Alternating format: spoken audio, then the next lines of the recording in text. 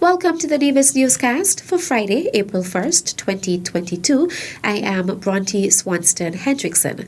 Effective April 1st, 2022, all inbound air travelers to St. Kitts and Nevis are permitted to submit a negative COVID-19 RT-PCR test or a rapid antigen test, so says Chief Medical Officer Dr. Hazel Laws, who was speaking at the recently held National Emergency Operations Briefing held on Wednesday, March 30th, 2022. All inbound air travelers are permitted now to submit a negative COVID-19 RT-PCR test or a rapid antigen test.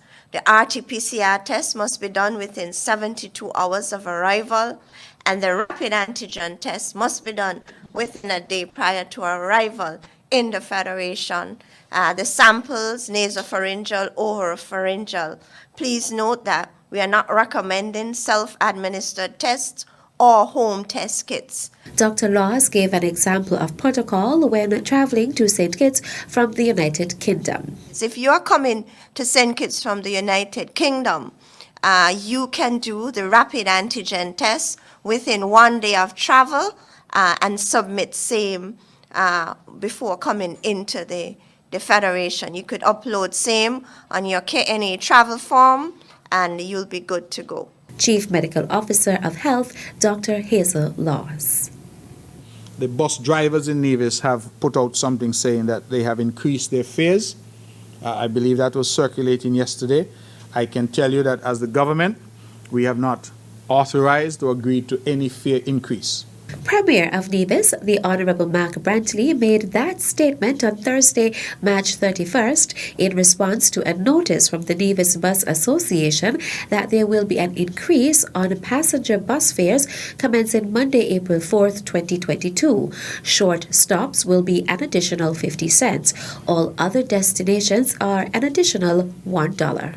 The bus drivers would have written to us, the bus association, asking for the permission, if you will, to increase their fares, and we would have responded to say to hold, we would like to look at the matter.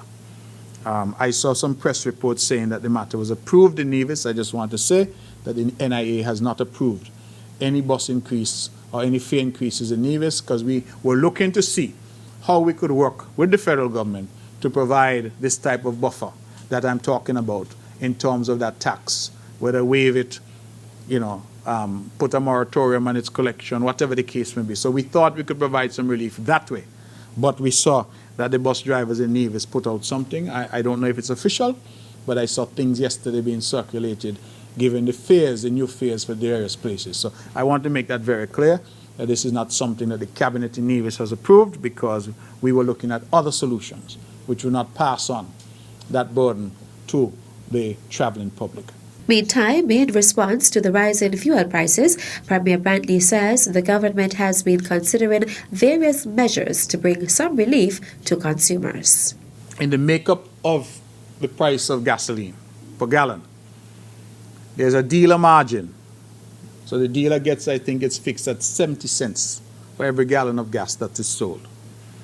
And then there is the government levy, which is $2.25 for every gallon of gas that is sold.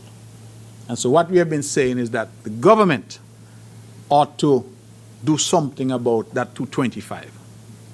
And hopefully, by doing something about that, bring some relief. What exactly that something is going to be, we are still working on it. But that is where we're looking at right now.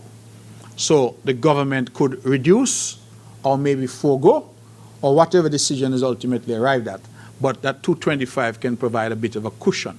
The Premier noted that the issue is being considered by the Federal Ministry of International Trade. We're looking to see how we can work with that $2.25 to try and provide a little buffer. And this is a matter that I believe is the Honourable Wendy Phipps on St. Kitts she has been dealing with, and we are hopeful that we'll have something very soon to announce in terms of that. Premier Brantley is the Minister of Finance, Trade and Consumer Affairs in the Nevis Island Administration. Still to come, gender affairs, music and a message well received by Division Youth. The details after this break. Have you signed up for the Nevis Water Department's new ePay platform? It's an easy, safe, and secure process. Here's how to sign up. Have your water bill handy and log on to epay.neviswaterdepartment.com using your mobile phone, tablet, or desktop, and the rest of the process is easy to follow. It can also be accessed by going to our website at www.neviswaterdepartment.com and clicking on Pay Your Bill. Once you have completed the process and your account is activated, the app allows you to make payments directly to Nevis Water Department, get access to your account balance, have access to your payment history, and interact with our customer service department through the help desk feature. Yes, it's that simple. So don't wait. Sign up all of your accounts today. And remember, we at the Nevis Water Department are here to bring you, our valued customers, exceptional service.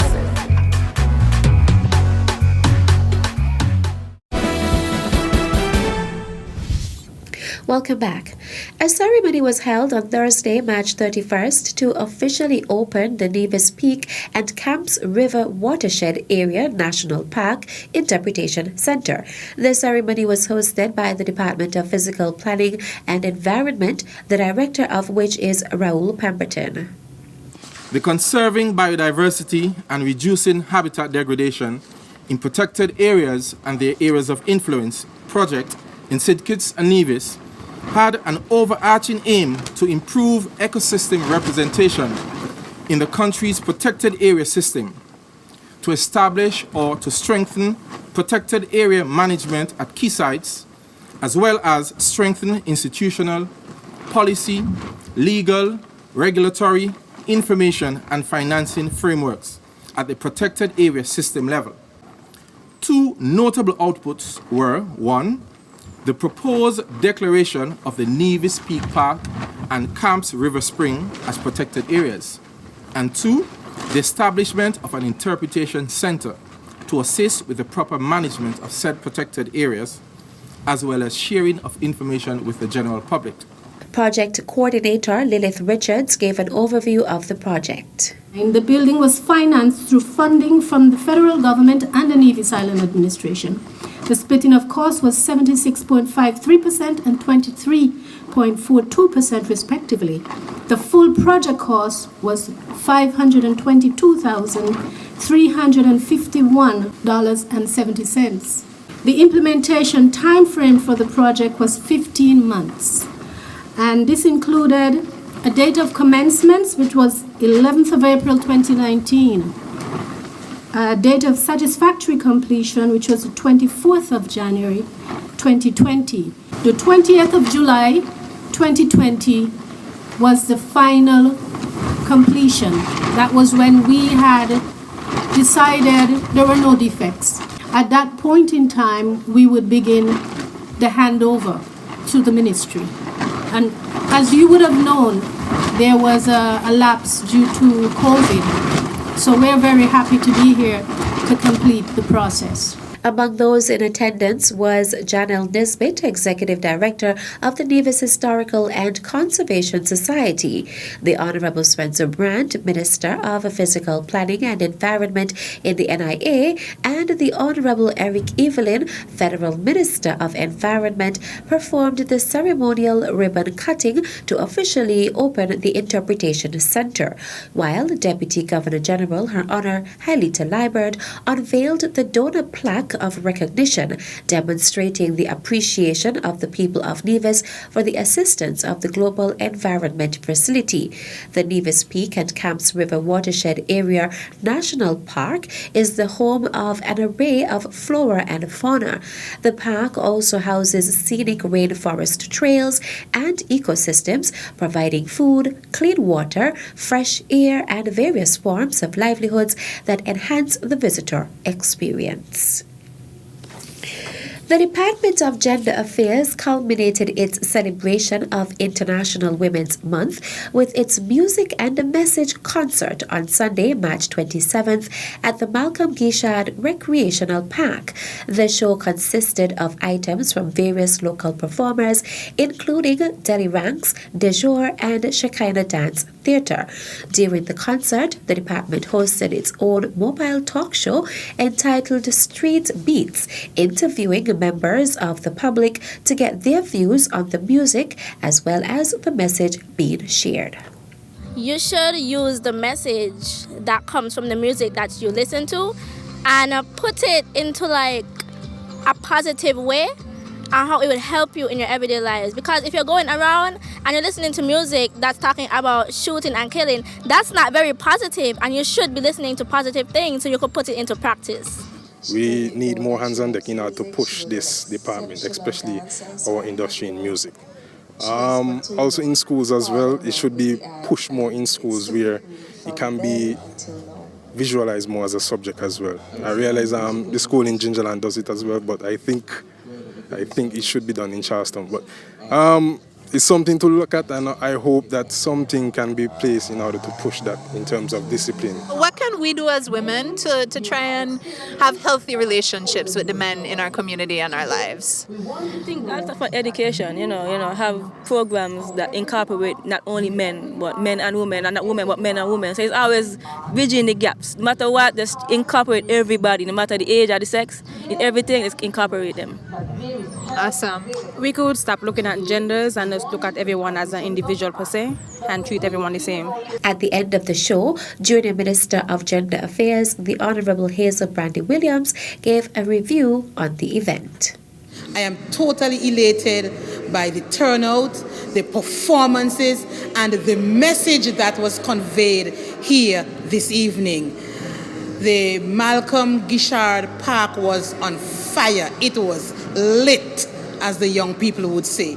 I want to continue to admonish the young persons to take with them the message that they heard this afternoon. Love, positivity, stay true to self, follow your dream, and the list continued.